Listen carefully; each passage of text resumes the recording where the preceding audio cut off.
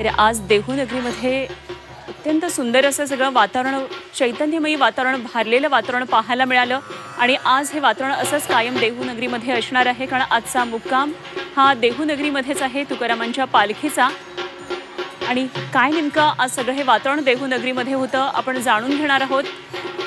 आणि त्यासाठी आमचे प्रतिनिधी निलेश खरमरे आपल्याबरोबर जोडले जातात. तर आज काय नेमकं देहूनगरीमध्ये सगळं वातावरण होतं जाणून घेऊया. आमचे प्रतिनिधी निलेश खरमरे आपल्याबरोबर जोडले गेलेत खास देहूनगरीमधून. निलेश, खरं तर मागे पालखी सोहळा तुझे दिसतो आहे आणि अनेक वारकरी जे राज्याच्या कानाकोपऱ्यामधून आलेले ते इथे दर्शन घेताना दिसत आहेत संत तुकोबांच्या पालखीचं, त्यांच्या पावलांचं. काय नेमकं सध्याचं वातावरण आहे आणि हा सगळा पालखी सोहळा कसा पुढे जाणार आहे? नक्कीच अनुपमा, पुढील एक महिनाभर आपल्याला रामकृष्ण हरी असंच म्हणावं लागेल, कारण तशीच परिस्थिती आहे.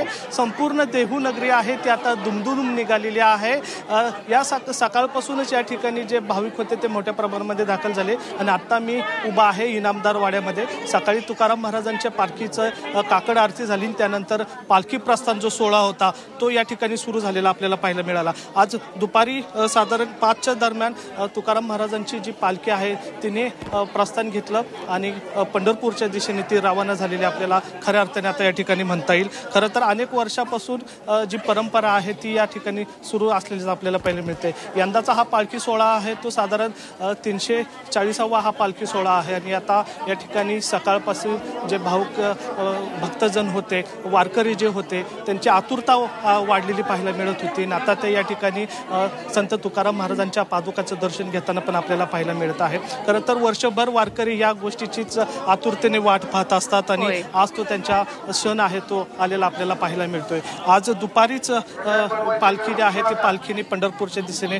प्रस्थान केलं आणि आता ही पालखी जी आहे ती आता इनामदार वाड्यामध्ये येऊन थांबलेले आपल्याला पाहायला मिळते. दिवसभरात जर आपण बघितलं तर या ठिकाणी राज्याचे मुख्यमंत्री सुद्धा या ठिकाणी आले होते. पालखीला त्यांनी खांदा दिला. मात्र या ठिकाणी त्याच वेळी पावसाने हजेरी लावल्यामुळे काहीसा गोंधळ उडालेला पाहायला मिळाला.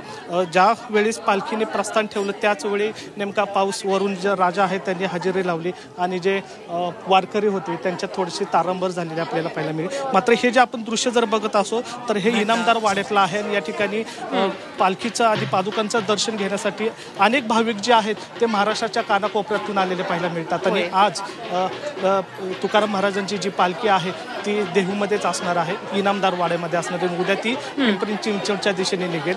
खरं तर भाविकांची फार आतुरतेने वाट पाहत असतात की शेतीतले कामं असतील ते सगळं उरकून किंवा व्यावसायिक जे असतील ते सगळं उरकून या वारीमध्ये ते सहभागी होत असतात आणि तो जो क्षण असतो तो ते टिपण्यासाठी ते आता या ठिकाणी दाखल झालेले आहे. खरं तर आपण दृश्यांमध्ये पाहतोय की अनेक जे भाविक आहेत ते आता या ठिकाणी दाखल झालेले आहेत आणि या आजचा 20वा जो आहे तो आज देहूमध्येच असणार आहे, इनामदार वाड्यामध्येच पालखीचा मुक्काम असणार. आणि सकाळी 5:30 वाजता ही जी पालखी आहे ती पिंपरी चिंचवडच्या दिशेने निघेल आणि उद्या ती पिंपरी चिंचवडमध्ये असेल. खरं तर यामध्ये जर आपण प्रामुख्याने पाहिलं तर उद्या यामध्ये वाड्यातून निघाल्यानंतर पिंपरी चिंचवडमध्ये प्रामुख्याने बाबा दर्गा या ठिकाणी आरती केली जाते. तिथं मुस्लिम समाज मोठ्या संख्येने उपस्थित असतो आणि मुस्लिम समाजाकडून ही जी आरती आहे ती केली जाते. खरं तर हा जो क्षण असतो हा जातीय सोलोका निर्माण करायला क्षण आपल्याला म्हणता येईल. खरं निलेश, आणि खरं तर महाराष्ट्राच्या संस्कृतीचा जो एक वैभवी क्षण आहे, जो एक वैभव आहे ते आपल्याला म्हणावं लागेल, ते म्हणजे हा वारकऱ्यांसाठी असलेला सगळा सोहळा.